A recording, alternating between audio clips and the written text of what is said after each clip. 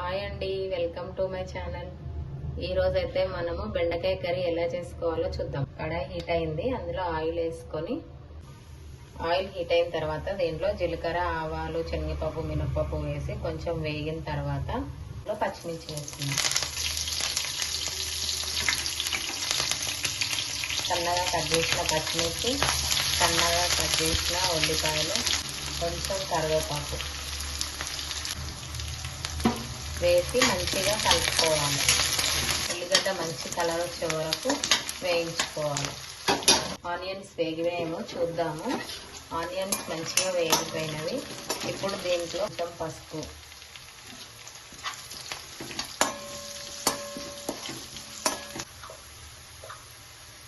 ఉల్లిపాయ అయితే మంచిగా వేగిపోయింది. ఇప్పుడు మా స్పెషల్ వెల్లుల్లి, ఇట్లా కచ్చపచ్చగా దంచిన వెల్లుల్లి బెండకాయ కర్రీలో వేస్తే టేస్ట్ అయితే చాలా బాగుంటుంది. అల్లం వెల్లిగడ్డ పేస్ట్ వేయకుండా ఇట్లా దంచిన వెల్లుల్లిని వేసుకొని ఇప్పుడు బెండకాయలు కట్ చేసుకున్న బెండకాయలు వేద్దాం.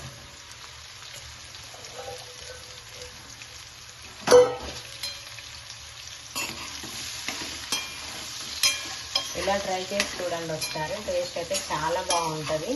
మంచిగా కలుపుకొని మూత పెట్టి ఉడికించుకోవాలి. అన్ని కర్రీస్లో అయితే ముందు ఉడకడానికి ఉప్పు వేస్తాము. ఈ బెండకాయ కర్రీలో ఉప్పు వేస్తే బెండకాయ చాలా మెత్తగా అయిపోతుంది కాబట్టి ఉప్పు తర్వాత కారం వేసుకునేటప్పుడు వేసుకోవాలి. చూడండి, మూత పెట్టండి. చూద్దాం బెండకాయ ఎంత ఉడికిపోయిందో చూద్దాం. బెండకాయ అయితే మంచిగా ఉడికింది. చూడండి, మనం సాల్ట్ వేసి ఉడికిస్తే బెండకాయ ఇట్లా ముక్కలు ఉండదు.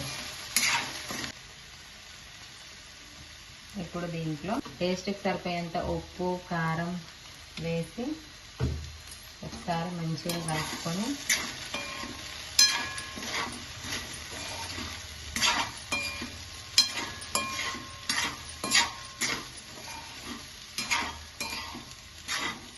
ఇప్పుడు మనం చేసేది బెండకాయ ఫ్రై కాదు, కర్రీ కాబట్టి దీంట్లో కట్ చేసుకున్న ఒక టమాటాని చిన్న చిన్న ముక్కలుగా వేసినాం చూడండి. వేసి మంచిగా కలిపి ఇట్లా టమాటా వేసి చేసుకుంటే రోటీలోకి, చపాతీలోకి, రైస్లోకి దేనికైనా చాలా బాగుంటుంది. టేస్ట్ కూడా ఉంటుంది. ఫ్రై కంటే ఇలా బాగుంటుంది టేస్ట్. మా ఇంట్లో అయితే ఇట్లనే టేస్టీగా మంచిగా ఉందని తింటారు. ఇప్పుడు మూత పెట్టి మళ్ళీ ఒక 5 నిమిషాలు ఉడకాలి. ఇప్పుడు బెండకాయ ఎంతవరకు ఉడికిందో చూద్దామండి. చూడండి, చాలా బాగా ఉడికింది. దీనికి స్పెషల్ టేస్ట్ ఏంటంటే మనం ఇందాక వేసుకున్నాం కదా, అలా వెల్లుల్లిని పచ్చపక్కగా దంచి వేసుకుంటే టేస్ట్ చాలా బాగుంటుంది.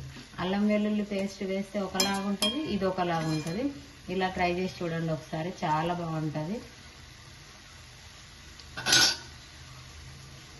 ఇప్పుడైతే బెండకాయ టమాటా చాలా బాగా ఉడికిపోయినవి.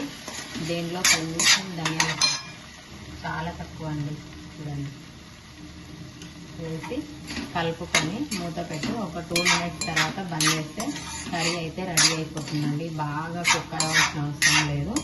ఇట్లా ఇంత మట్టుకు అయితే సరిపోతుంది. చూడండి,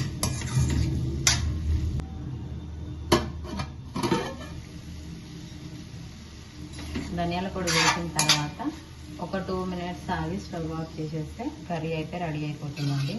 ఫైనల్గా కొత్తిమీర వేసుకుంటే చాలా బాగుంటుంది. మా ఇంట్లో అయితే కొత్తిమీర లేదు, అందుకే నేను వేయలేదు. మీరైతే కొత్తిమీర వేసుకోండి. థ్యాంక్ యూ సో మచ్ అండి వీడియో లాస్ట్ వరకు చూసినందుకు.